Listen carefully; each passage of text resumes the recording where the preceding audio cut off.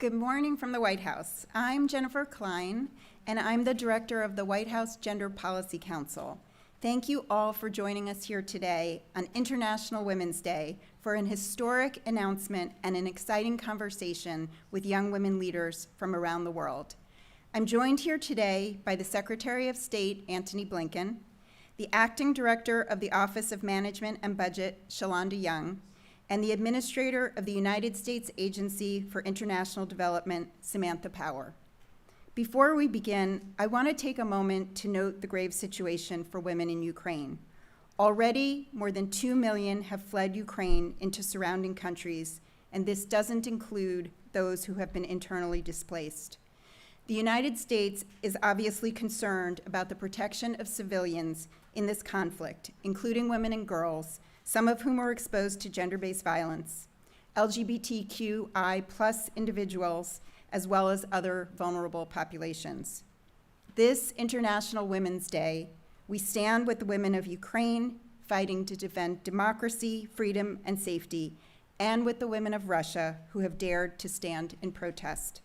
With that, I'd like to turn it over for a message from Secretary Blinken.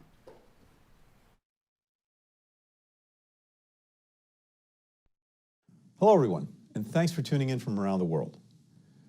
I'm sorry I'm not able to join you in person. I'm actually in Europe coordinating with our allies and partners in response to the war in Ukraine and Russia's aggression there. But I want to say a few words about International Women's Day because it's an important occasion, not only to commemorate the remarkable achievement of women and girls around the world, but to remember that full and equal rights for women are key to a stable and thriving society. The data is clear. Countries are more secure, peaceful, and prosperous when people of all genders can participate fully and equitably in every sphere of public life.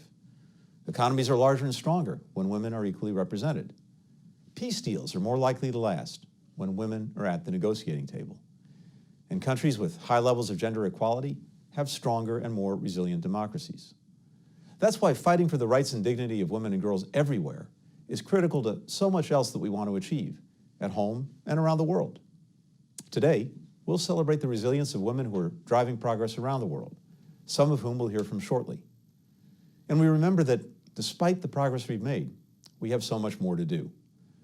Not a single country, including the United States, has achieved gender equality. In 2022, that's simply unacceptable. We have to redouble our efforts to advance the status of women and girls around the world. To that end, I'm excited to preview that President Biden will request approximately $2.6 billion in the 2023 budget for foreign assistance programs that support efforts to advance gender equity and equality around the world. That's more than double last year's request for gender programs. This request includes $200 million for the Gender Equity and Equality Action Fund, which will advance economic security for women and girls around the world. We'll continue to defend the rights and freedoms of women and girls worldwide, including in Afghanistan, where we continue to support women fighting for their rights in education, and in Ukraine, where we're pushing for women's peace and security. At the State Department, our Office of Global Women's Issues runs programs that advance women's leadership, supports women's economic empowerment, and combats gender-based violence in 60 countries. And we'll lift up exceptional women leaders, like those here with us today, including Mira Taurazi, who is creating eco-friendly electric scooters for universities and airports. She's helping address the climate crisis and inspiring other young women in STEM to follow in her footsteps.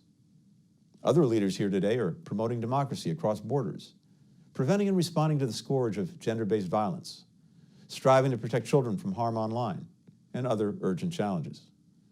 As their work powerfully illustrates, we need women's ideas, we need women's talents. And when they're excluded, overlooked, or ignored, we all lose out on their contributions. I want to thank our participants here today for your determination and commitment to improving your communities and countries, and everyone who tuned in from around the world. We can't wait to see the tremendous good that you do. Let's not stop until we achieve a world where women and girls everywhere are treated as full and equal in rights and dignity. Thanks, everyone.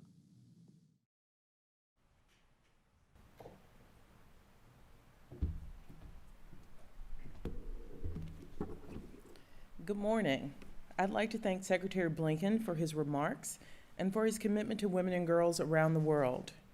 And I'd like us to especially thank him and the entire State Department and USAID for their work on the crisis in Ukraine.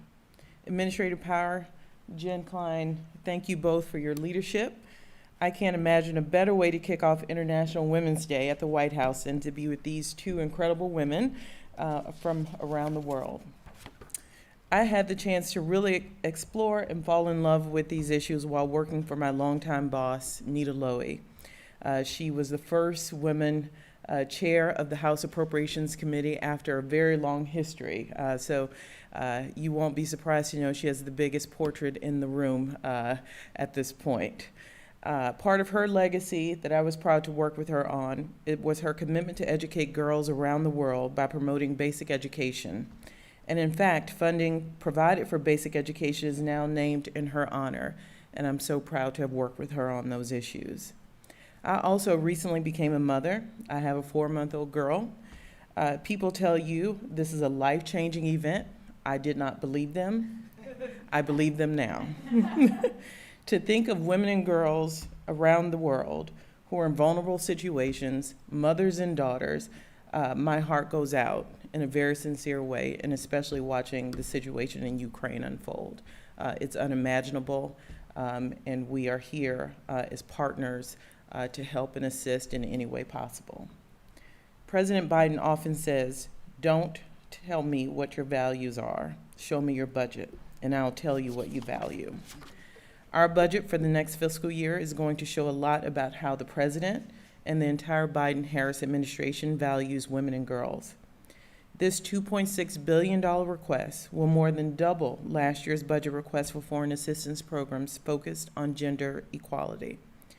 Never before has the U.S. government requested much money for this vital work, but we are doing it now because we know how important it is to advance the economic security of women and girls, to get more women involved in conflict prevention, resolution, and recovery, to prevent and respond to gender-based violence. And we know that this work doesn't happen on its own. It takes resources and commitment. This is especially true as the world continues to deal with COVID-19 and the devastation it's brought to communities around the world. We've seen it right here at home. Women and girls have been uniquely affected the past 2 years. The pandemic eroded 30 years of progress in women's labor force participation. It created a shadow pandemic of gender-based violence as rates increased around the world. And it did what every crisis does. It disproportionately hurt girls, especially girls of color and girls from low-income communities. That is why we're particularly excited that the $200 million we will request for the Gender Equity and Equality Action Fund will advance economic security for women and girls globally, especially those who have been impacted by COVID-19. So we have a lot of work to do together moving forward, but gender equality is worth the investment. It's not just how we lift up women and girls. It's also how we reduce poverty and promote economic opportunity. It's how we build stronger, healthier, and more stable economies. Today's historic announcement is just the beginning. My team at the Office of Management and Budget will work to make this budget request a reality, working with our partners in Congress. And we will continue our work with the State Department and USAID so that our teams around the world have what they need to make meaningful change. Thank you so much.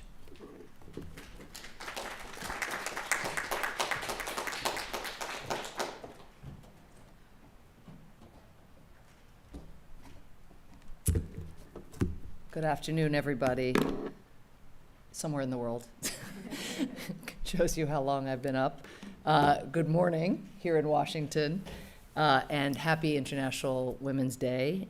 So thrilling to be here at the White House, home to America's first female vice president, home to a trailblazing leader of our Office of Management and Budget, who not only is a budget maestro, but imbues that budget and her approach to leading OMB with those values that she referenced, and those are so salient and so essential here today. So Shalander, just great to be with you.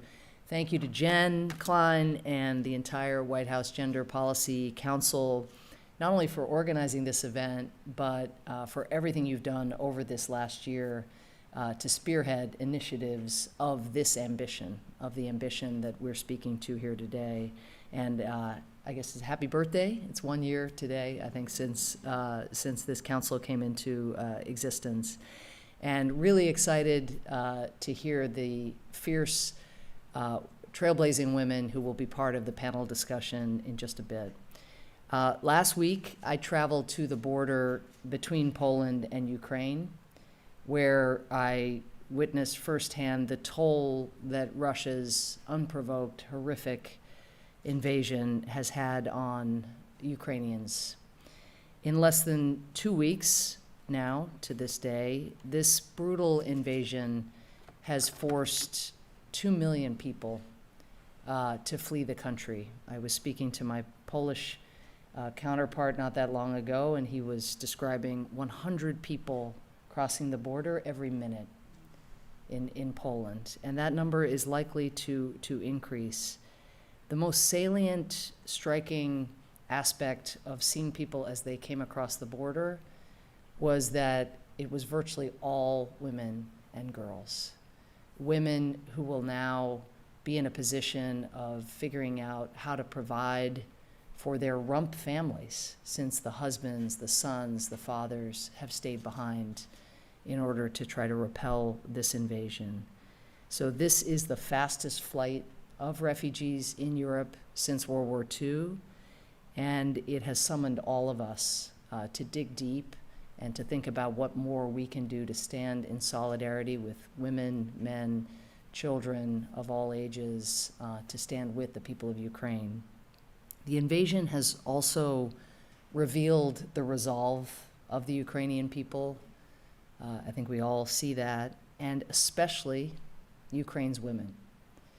From leading protests in the Maidan, in Kyiv, in the Revolution of Dignity, to fighting for pro-democratic reforms and economic integration, whether in civil society or taking that risk and going into elected politics and becoming members of parliament, to now organizing resistance efforts in cities across the country.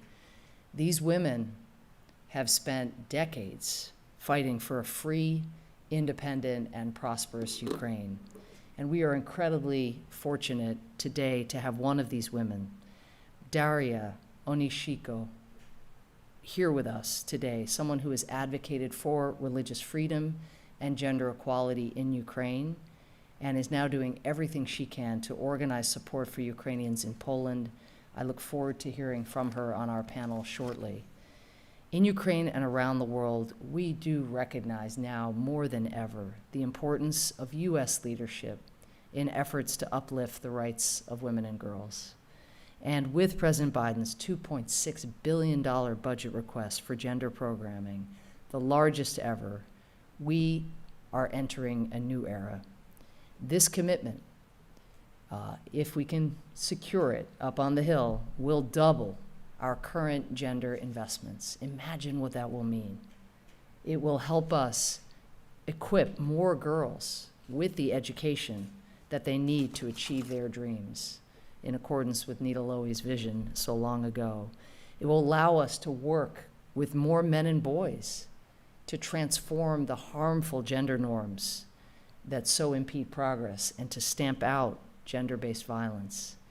It will advance women and girls' civic and political leadership so that more women are at the table, at every table. It's a struggle, it's a global, universal struggle to ensure greater representation, and giving young women leaders the tools to take that leap and the confidence to take that leap is going to be critically important. It will strengthen the rights of LGBTQI+ people around the world, and it will help us unlock opportunities for more women to pursue good jobs, advance their careers, and support their families. But these investments won't just be numbers on a page of line items in a budget. They will drive meaningful change in the lives of literally millions of women and girls, 6 of whom are with us today, including Daria. In a moment, we'll hear from them about their work to ensure that gender remains core to the conversation surrounding the world's most pressing challenges, from COVID-19 to climate change to rising authoritarianism. Around the world, women like those assembled here continue to confront discrimination and continue to tear down systemic barriers that are holding them back or trying to hold them back. They encourage young women to run for office and engage in peace talks, lead grassroots movements to tackle climate change, and advocate for reproductive health so that women can choose if and when they want to begin or expand their family. And yet, despite the good that these and other women do, despite the mountains of evidence that investing in women's education and empowerment yields dividends in everything from economic growth to peace and stability, we still struggle to produce budgets that demonstrate our belief in the potential of women and girls.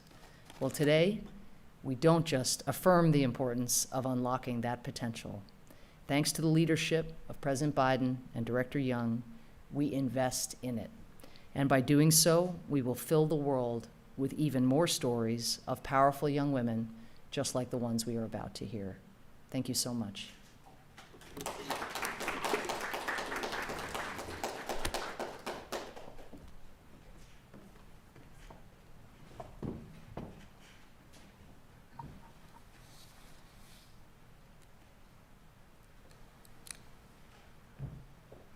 Thank you so much, Sam and Shalonda and Secretary Blinken, for joining us here today to highlight this announcement, but really more importantly for all of the work that you have done and will continue to do on behalf of women and girls around the world. Now I'm delighted to turn to our special guests, 6 young women who are making change across the world. So with us today, as you heard, good morning, we have Darina, a Ukrainian pro-democracy leader who is currently based in Poland, Mira, an advocate from Jordan who works on empowering girls in STEM, Joyce, a climate activist from Brazil, Mwansa, an advocate from Zambia working on healthcare and gender-based violence, Weiwei, who works on peace building in Burma, and Morgan, a diversity, equity, and inclusion advocate from the United States. So I'm going to kick off the conversation with you, Darina. I realize, as you've heard from all of us already, to state the obvious, what an incredibly challenging time it is for you as a Ukrainian and for the people of Ukraine more generally. You have been an outspoken leader on combating authoritarianism and promoting democracy by increasing opportunities for young people to engage on issues related to democracy, rights, and inclusion, which of course is the conversation that the world is having with you right now. Can you share with us what are a few concrete ways that global partners can more effectively involve the rising generation of young women in civic and political engagement and leadership? Thank you. It is an honor for me to be joining this event today. Unfortunately, this International Women's Day comes at a time when Ukraine, my country, is under military attack by Russia. Thank you for kind words of solidarity, Secretary Blinken and Administrator Power. It is really wonderful to hear US efforts for gender equality. I'm speaking to you today from Warsaw, Poland, that already received more than 1 million of fleeing Ukrainians. As the world celebrates International Women's Day, Ukrainian women are fleeing their homes with children, fighting to defend their country, and working to provide humanitarian support for Ukrainian civilians and also soldiers. Even my own mother helps territorial defense in the Western Ukraine. Their strength, bravery, and resilience are symbolic of the spirit of the nation. And the United Nations Resolution on Women, Peace, and Security 1325 is more relevant than ever in Ukraine. But today and every day, we need to remember that whatever the crisis, from conflict to climate, all women and girls must live free, equal, and in peace. They need to have a right to education, participate fully and meaningfully in public life, voice their opinions, and enjoy human rights. And regarding your important question, I want to start with saying that young women should be recognized as equal partners in democracy rather than being only beneficiaries. To have meaningful engagement of youth and especially young women, global partners need to commit to a participatory process in which their ideas, experience, knowledge, and perspectives are really integrated throughout programmatic policy and also decision-making structures. It is important that young women's voices are heard without judgment, stigma, discrimination, or threat of violence. Young women should be involved in all stages and levels of program, policy, capacity, and initiative development. This is especially true of initiatives that directly affect their lives. We need diverse representation that goes beyond tokenism and includes young women's engagement from also marginalized populations.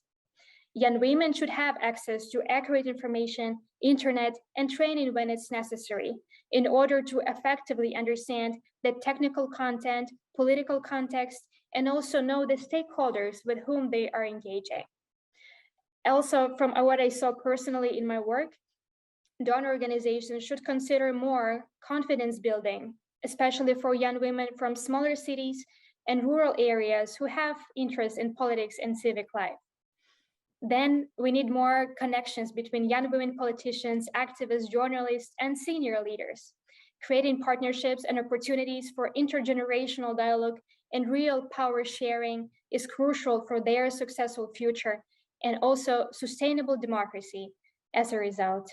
Global partners, I think, need to ensure that a robust youth civil society movement is supported and well-resourced. Funding and tools should be provided in the most effective but also respectful manner where it's possible. This also means that young women, like their adult colleagues, cannot be viewed only as volunteers. Their time and expertise is worthy of compensation. Young people overwhelmingly identify increased access to funding as their major priority, and it's especially true for young women. So my main message is recognize young women as equal partners in democracy, hear and lift their voices. Thank you. Thank you so much. All of what you just said is incredibly wise. And I hope people really listen to the very specific, very practical guidance that you just gave. And I actually just have to take a minute. I wasn't planning to say this, but my family is actually from Ukraine. My father's parents were from Western Ukraine, and I had the chance to go visit their birthplace near Uzhhorod in 1990. And so I speak to you as a American, obviously concerned very much about the situation in Ukraine, but also there is a personal connection that I just wanted to share. So thank you for the work that you've done. And we are all thinking of you, your family, your country. Mira, I'm going to turn to you next. I hear that you're the only woman engineering student at your university, joining the 20% of engineers globally who are women, a number that is still far too low. Your love of cars, I guess, inspired you to co-develop an idea for eco-friendly transportation options. For you and the young women you mentor who are interested in pursuing careers in engineering or other STEM fields, what factors are important to creating the academic and professional environment where young women can participate fully? It's an honor for me to be here celebrating International Women's Day. I'm Mira Tarazi from Jordan, Global Solutions Alumni, a program implemented by IREX. Global Solution is supported by the Stevens Initiative, which is sponsored by the US Department of State. From being the only female studying automotive engineering to speed racing among males, this has been always my passion since I was a child. I have faced a lot of criticism for choosing my career. You are a girl, this is a field for men, try something else. This is an example of what I hear on a daily basis. And this can result of females losing interest in STEM subjects.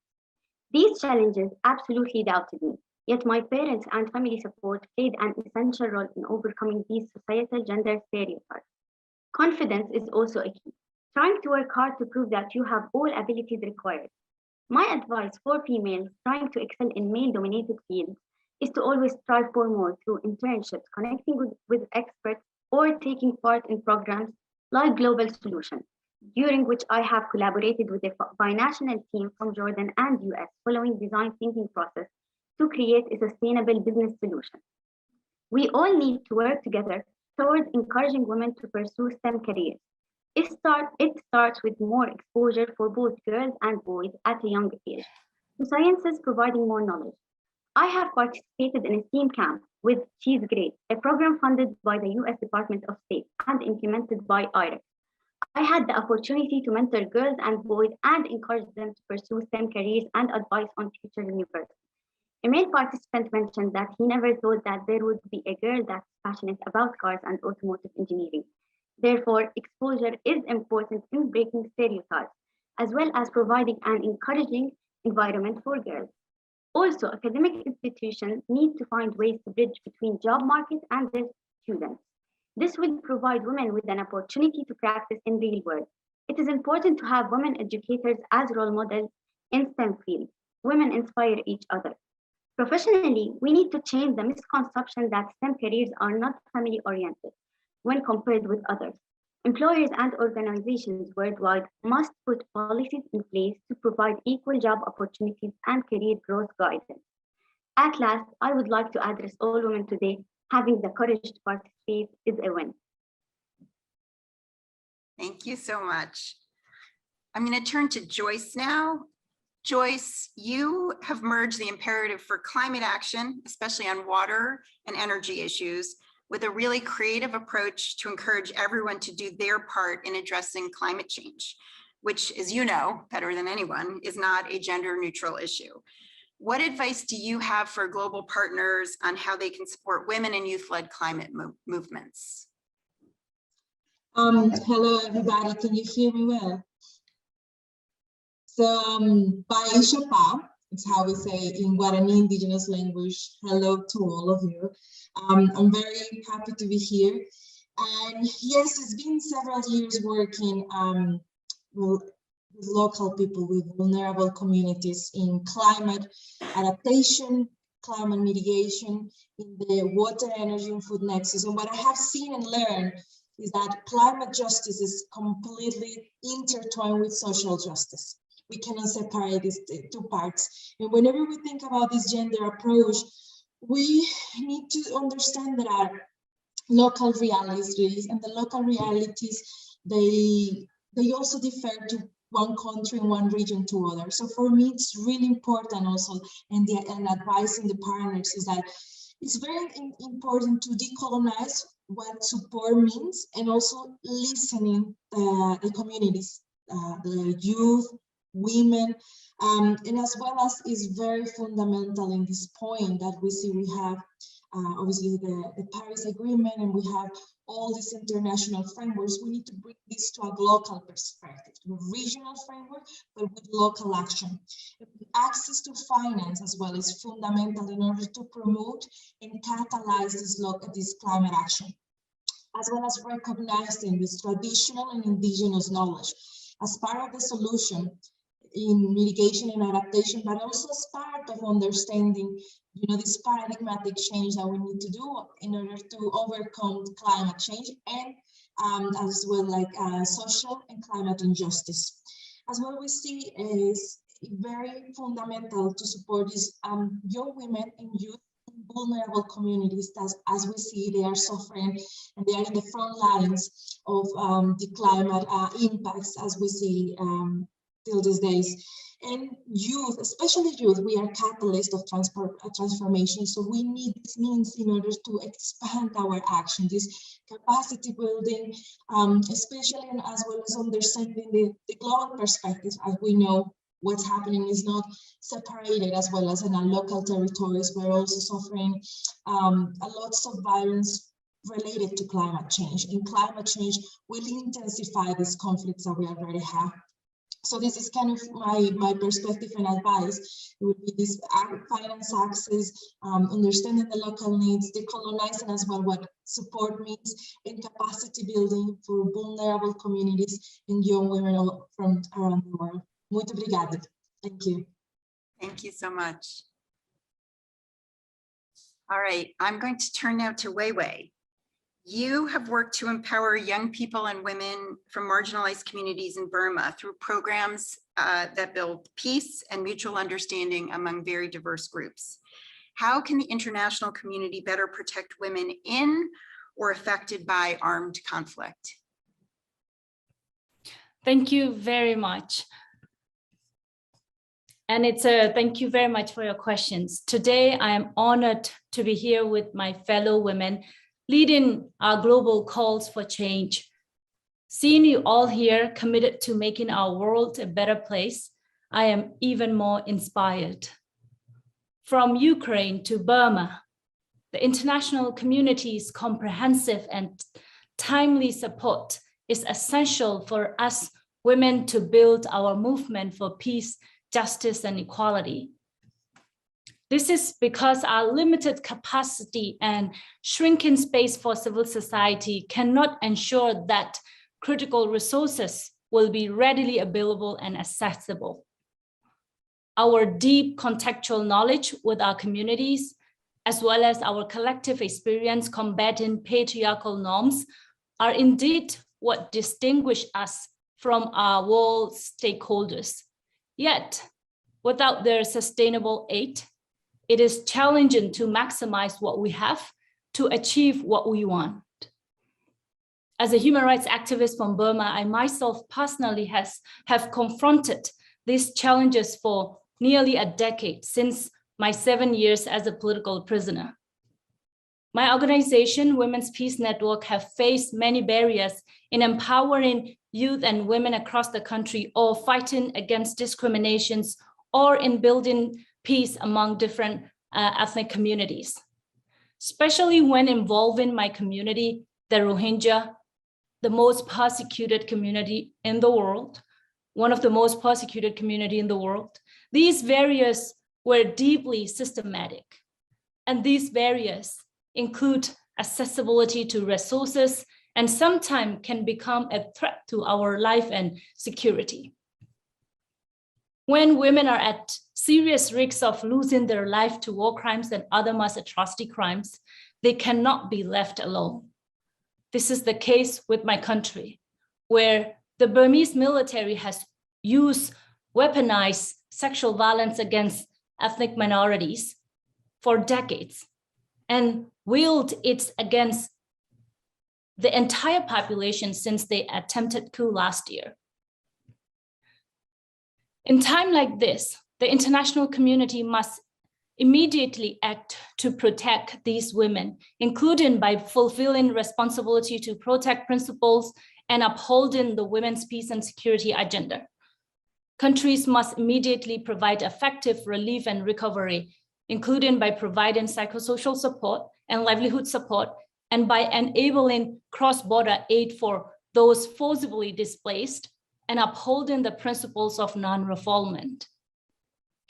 Resources, which include materials and financial support, must be provided to the women's groups and other community-based organizations so that a sustainable path to recovery can be built.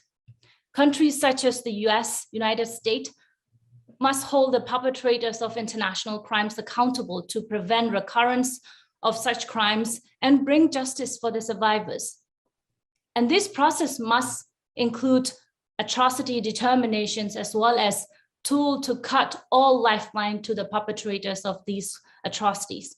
For Burma, international community must take leadership by making a genocide determinations for Rohingya and imposing sanctions on Myanmar oil and gas enterprise and enforcing global arms embargo.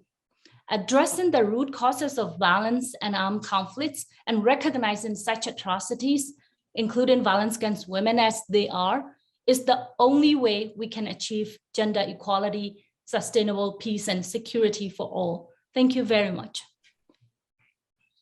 Thank you so much, Weiwei, for your sharing your experiences and again, your very practical and very substantive thoughts there.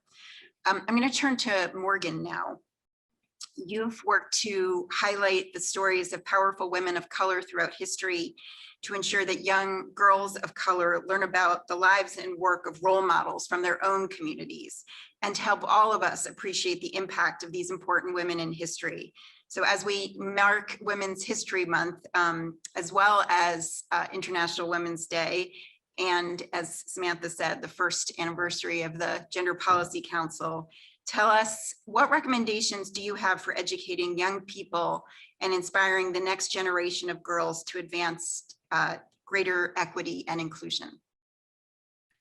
First, thank you for the opportunity to be here. And to answer the question, I believe that to inspire the next generation of girls, we need more inclusive curriculum in schools and more opportunities to build the problem solving and leadership skills that I gained from being in programs like Girl Scouts. Seeing modern day women of color and those from the 20th century in textbooks can and likely will effectively encourage girls to continue to strive for equity and inclusion. While we need to learn to talk about sheroes like Harriet Tubman from the 19th century, I think it's also time to start highlighting and showcasing women of color like Kalpana Chawla, Tammy Duckworth, and Corazon Aquino, who were confident and courageous from the 20th and 21st century. Educators need to feature more women of color role models in schools to foster a sense of belonging and to give girls confidence and the courage to dream. The United Nations theme for this year's celebration is Gender Equality Today for a Sustainable Tomorrow. Gender equality is so important because it is our unique differences, perspectives, and knowledge that will bring about the creative solutions that this world needs for issues like climate change, war, and more. We need to make sure that young girls all over are seeing representation of themselves, so that they feel empowered to share their voice and ideas, and as Girl Scouts say, be the girls the world needs. It's been said that you cannot be what you cannot see, and that has definitely been the case for me as a passionate African-American female who cares deeply about my community. I have always loved history, but when I looked through my history books and classes, I didn't always see any stories of the women that helped shape the country that looked like me. Too many women, and especially minority women, are being undervalued, ignored, and not represented. And that's why I created a project for my Girl Scout Gold Award, which is a sustainable project meant to make the world a better place, called Learning Her Story. I created a website and an Instagram page to highlight women of color to encourage girls and show them that there are women, specifically minority women, that have done and are still doing amazing things. Women like Ida B. Wells, a journalist, activist, and researcher who battled things like sexism, racism, and violence, who used her voice to shed light on the conditions of African Americans throughout the South. Or Ibtihaj Muhammad, an American saber fencer who was the first Muslim American to wear a hijab while proudly representing the United States in the Olympics. And there are so many more incredible women who have made history, like Ilhan Omar, Katani Jackson, Kamala Harris, Mae Jemison, and Patricia Bath. And some of those women I had never heard of until recently, or until I began my research for my Gold Award. And our goal should be to change that for the future generations of girls to come. Thank you. Thank you so much. And last, I'm going to turn to Mwanza. You have advocated for sexual and reproductive health rights and services and ending gender-based violence.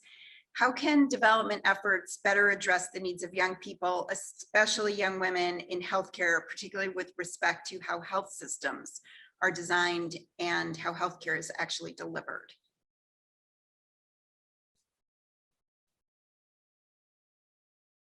Mwanza, can you hear us? I see you.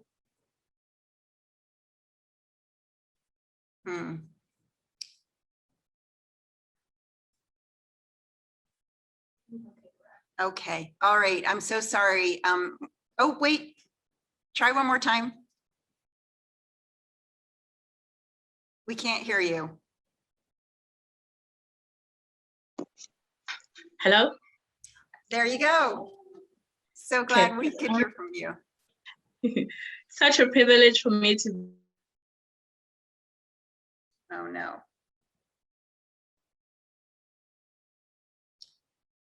Mwanza, I'm so sorry, but we can't hear you.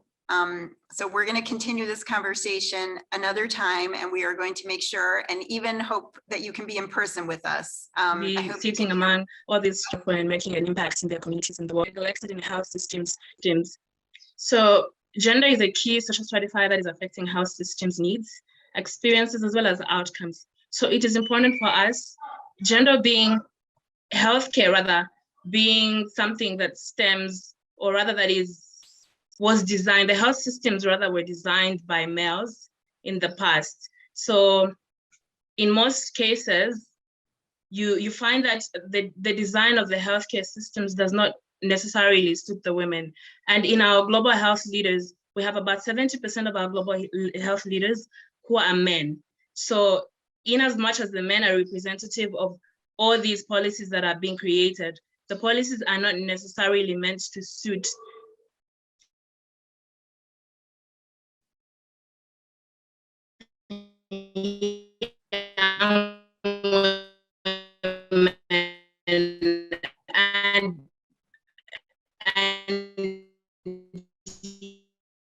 in the healthcare. And one of the barriers that I realized that I came across during my research and during the work that I've been doing here in Zambia is that there's a gender bias in our healthcare systems. So one of these gender biases is a disbelief in the symptoms of women. Women are experiencing a lot of problems in the healthcare systems or accessing healthcare services. Also, because they're socioeconomic minority, it is very difficult for them to go and access these services. So we need our healthcare system, we need our primary healthcare to be more accessible, to be available for these women, to be accessible by these women, to be acceptable. They need to be treated with dignity in these healthcare facilities, and they need to be able to access quality healthcare. That is the only way that we're going to be able to attain universal healthcare for all. So I believe that we have a lot of work to do. We need to be deliberate in the policies that we are creating. We need to make sure that we have available funding that is pushing for the provision of healthcare services for all and not just for the privileged communities. We also need to ensure that we have awareness, because most women rather, are experiencing a gender bias and they're unaware that they're experiencing these things. So we need to be able to invest in our education, because I believe healthcare and gender are cross-cutting issues. So we need to be able to invest. We need to be able to be deliberate in the policies that we create.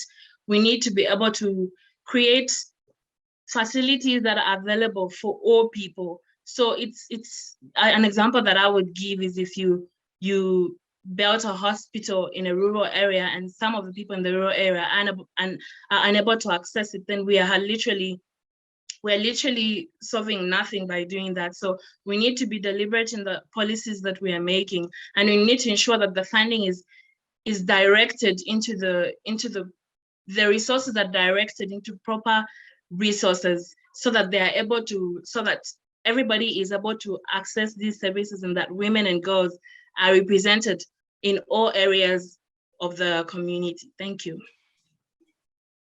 Thank you so much. We got all, but most, but not all of what you said. But I want to thank you for sharing, and I want to thank all of you. I mean, I think that it is entirely obvious that the best investment we can make is in people like you, women who are doing great work to advance gender equity and gender equality around the world. And you are the best investment. The work you have done and will continue to do is incredibly meaningful. So let me end by thanking all of you and others like you, by the way, who are out there doing the work. And to thank my colleagues again for taking the time to be with us and to announce this historic investment in the future. So thanks very much, and happy International Women's Day.